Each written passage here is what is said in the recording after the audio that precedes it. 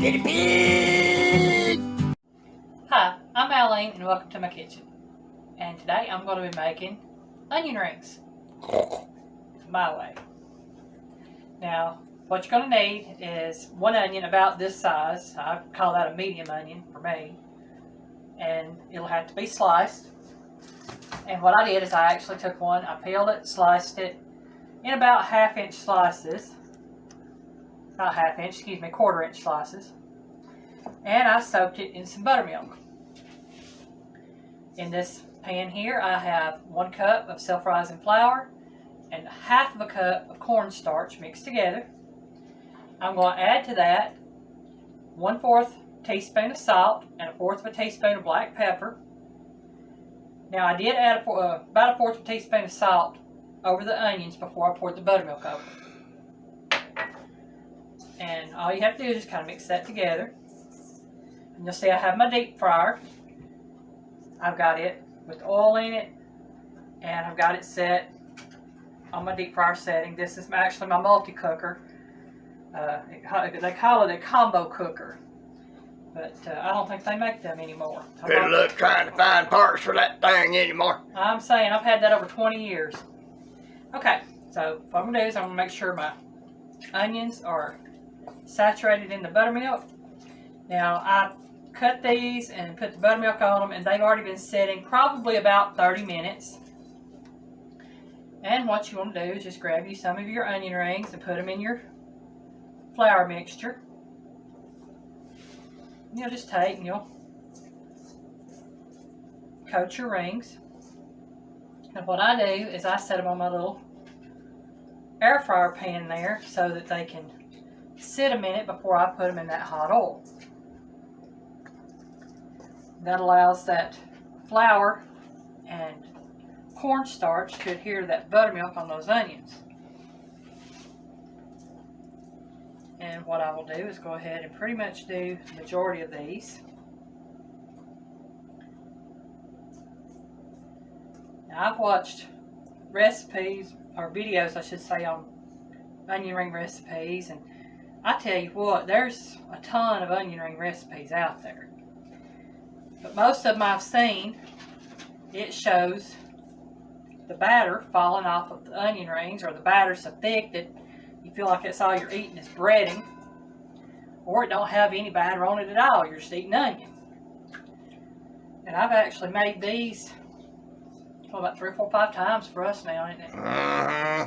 And just making sure that this would actually work and wasn't just a fluke. I'm gonna tell you right now, they good flavor. They are really good. The batter is light and crispy. It doesn't get overly breaded. I tell you, when we go places, if we buy onion rings, it's very rare that we do because, like I said, you're getting all bread. After these, we won't be anymore. No, we want onion rings. We're going to eat them at home. We're not going to go out and buy them. It's getting to where we rarely eat out anymore. If we do, it's maybe once a month, and depending on what we're doing and where we're going. We like to eat out at a sit-down restaurant quite a bit, but you know, sometimes you just don't have time to do that. You got other things you got to do while you're out and about. And I mean, I know some of the places we eat ain't to everybody's cup of tea. We like Arby's, and it's only been recently that we started eating at Arby's. But there's several places we really love to eat, and be one of the few burger joints we'd eat at, and had a little altercation with one of the managers at that place through drive-through. They got my order wrong, and I was trying to explain to them what it was, and they said, listen, I said, no, that's not right. And the manager got huffy because they were training new people, and I wasn't to treat their employees. Oh, whatever, I'm going somewhere else. I'll just buy my food somewhere else.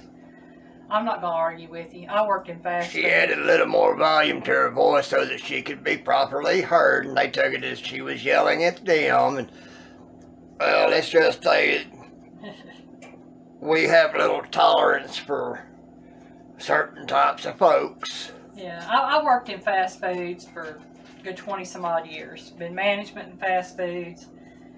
You know, so I've been there, done that. I'm not gonna have to deal with it. And so it's just one of them things. And I'd rather eat at home anyway. If I want a burger, I can cook it at home. I don't have to rely on a fast food place for a burger.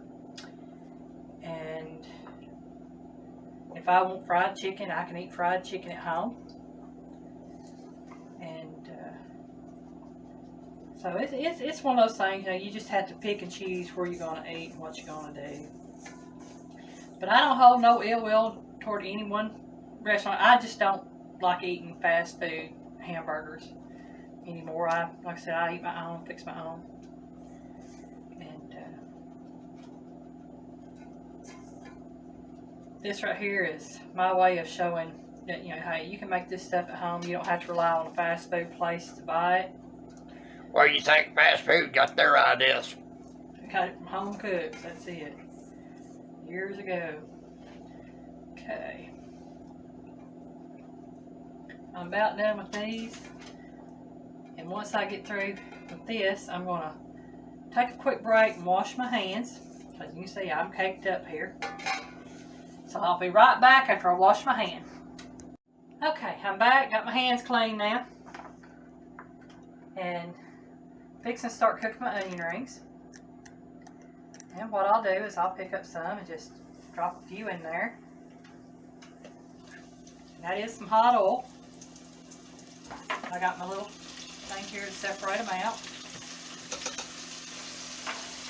Put that right there. And if you notice my oven on behind me, I've got my warmer on, so that when I get through cooking these, I can keep them warm while I fix the rest of our meal that we're going to have with these. And these only take about a minute or two to cook. And I'll show you what these look like when they come out. And what I'll probably do is cook the rest of them and show you in batches there. I'll actually take a little break when I'm cooking them and then come back when they're done. Now these right here, it won't take very long at all for these to cook. Like I was telling you about my cooker, this is a combo cooker. And it has a rice setting. It says, rice, hold, warm, simmer, boil and steam, roast, and deep fry.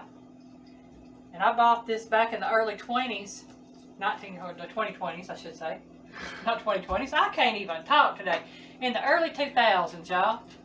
Probably bought it around 2000, 2001. Might have been 1999, I'm not sure. But I know I've had it for a long time. And I ain't gonna say we ain't 100 years old plus now. Sure I am, I feel like it some days.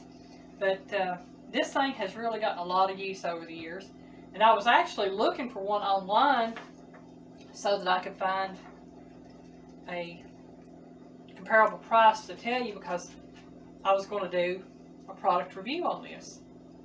And it seems like that the company that makes these either went out of business, sold out, or whatever, because they don't have anything listed anymore. And that's how quick it took to cook these onions.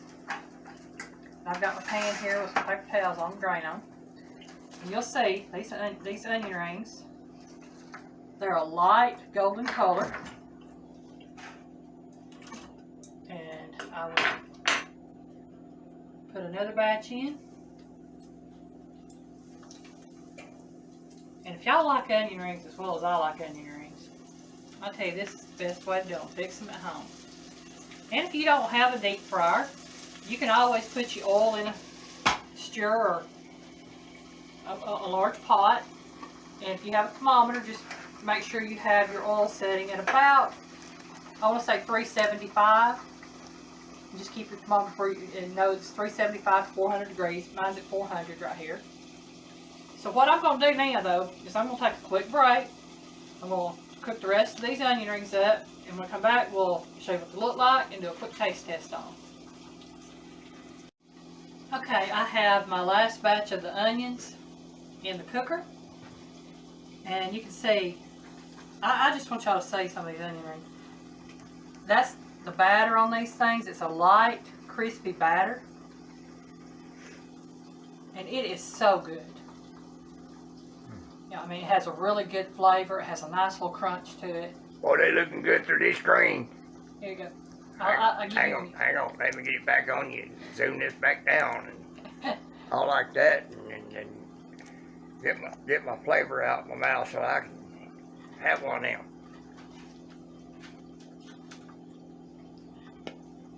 There you go. Oh, that's good. I don't think y'all can hear that crunch, but man, I can hear it. But it's so good. Well, folks, that's my onion ring recipe. The longest part of it is probably the actual deep frying in batches. And really all you have to do, like I said, slice your onion in about 1/4 inch slices, break them out into rings, and fry them up. Yeah, you can put salt on them, a little bit of buttermilk, let them sit for a while, make sure you toss them in the buttermilk a little bit. Let them sit for at least 15 minutes. 30 minutes to an hour is optimal. But 15 minutes works. That's what I've done the last few times I've cooked them, is just I've let them sit for about 15 minutes. Or like barbecues, you can let them sit all overnight and then do it the next day. That would work. And like I said, then cook them in your deep fryer or in your pot with oil in it. And you can even try cooking those in the air fryer if you want. I mean, I don't know how it would work. I might actually have to try that. I do know that when these get cold, you can put them in the air fryer and heat them up, and it crisps them right back up, and they taste good. But again, that's the recipe. That's my onion rings. I hope you enjoyed the video. So if you would, please subscribe, like, comment, or leave a question. Share the video if you liked it. And if you do subscribe, click that little bell icon, and that way you'll know the next time I upload a video. I don't need a fork on this one. And don't forget, I do post cooking videos every Monday, Wednesday, and Friday. They come out at 2:30 p.m. Eastern Time. I have Saturday Talks, which comes out at 2:30 on Saturdays. And we are starting a new little series called Sunday, what is it called? Snippets. Sunday Snippets, that's it. And these are going to be videos that are probably less than 4 minutes long. And they'll be out on probably every other Sunday, starting on, well, I don't know when they are going to be starting. I'll have to wait and see. I have to see when I can get enough videos done for it. But Sunday Snippets will be out at 2:30 on Sundays. So, again, thank you for watching. Have a great day. Bye, y'all.